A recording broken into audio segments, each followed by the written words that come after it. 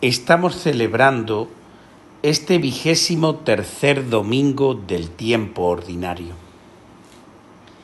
Es cierto que muchas veces nos planteamos cómo es posible que Dios pueda permitir que existan catástrofes en las que mueren tantos inocentes.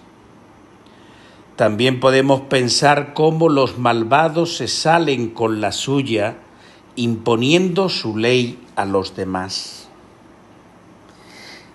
Pero es cierto que no sabemos la respuesta. Lo que sí sabemos es que Dios sigue siendo cercano y que su proyecto salvador continúa trabajando y haciéndose realidad en medio del mundo.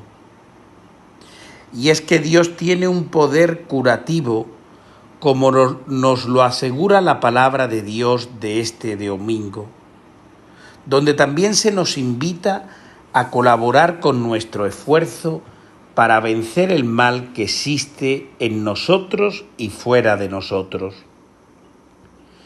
Dios, que creó el universo y vio que todo era bueno, sigue siendo fiel a ese proyecto de salvación, a pesar de esa desarmonía que ha traído la malicia humana a nuestra historia. Muchos de esos males suceden por culpas humanas, porque actuamos muchas veces contra el plan de Dios. Algunos desastres naturales son, por ejemplo, producidos por ciertos abusos al hacer urbanizaciones en donde pasan las corrientes de agua.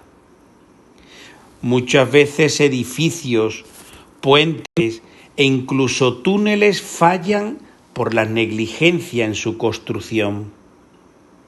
También es verdad que existe una gran diferencia entre ricos y pobres, producida por las ambiciones y por las injusticias de muchos que no quieren saber de ese plan de distribución equitativa que Dios ha pensado para los bienes del mundo.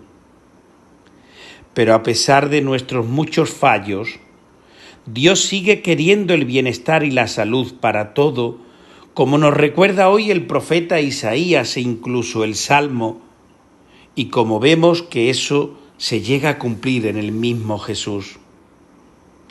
Dios todo lo orienta para nuestro bien y saca bien incluso de los males y de las desgracias. No es que Dios quiera el mal para nosotros, pero de todas las realidades de nuestra vida, incluso las negativas, siempre podemos hacer una lectura creyente y sacar algo positivo para todos nosotros.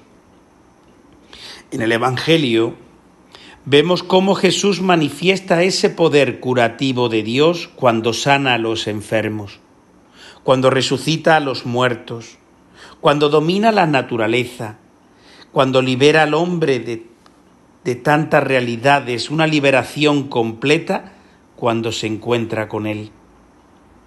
Es verdad que no sabemos responder a esa pregunta de cómo se compagina el mal que hay en el mundo y la bondad de Dios. Si recordamos el libro de Job, planteaba ya ese interrogante, pero también la muerte de Jesús fue injusta y también hubo una gran pregunta: ¿por qué me has abandonado?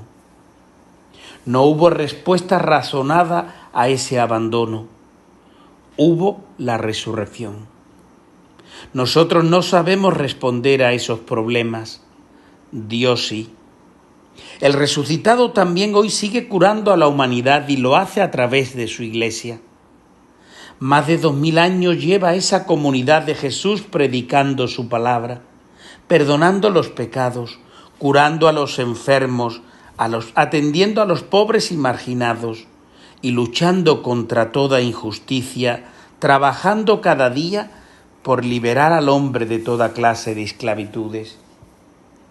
La Iglesia sigue liberando y ejerce ese poder curativo a través de los sacramentos que nos ofrece y también a través del servicio generoso de aquellos que aman y sirven a Cristo, de aquellos que tienen a Jesús como modelo de su vida, como ejemplo a seguir.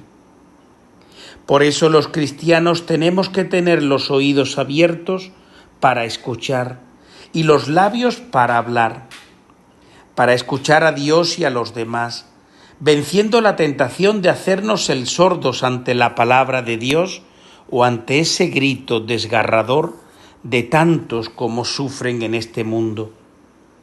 Hablar tanto a Dios como a los demás, sin callar en la oración ni en el diálogo con los hermanos, ni en el testimonio de la fe.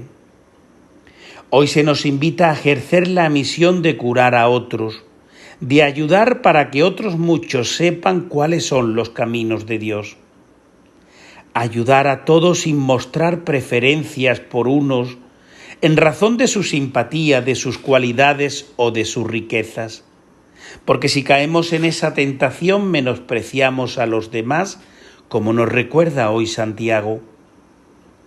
No usemos medidas distintas en el trato con los demás, porque Dios quiere a todos y hace salir el sol sobre buenos y malos. Cristo se entregó por todos, porque todos somos imagen de Dios.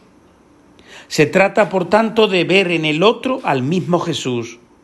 Y si Cristo acoge a todos, yo también tengo que acoger a todos. Que así sea.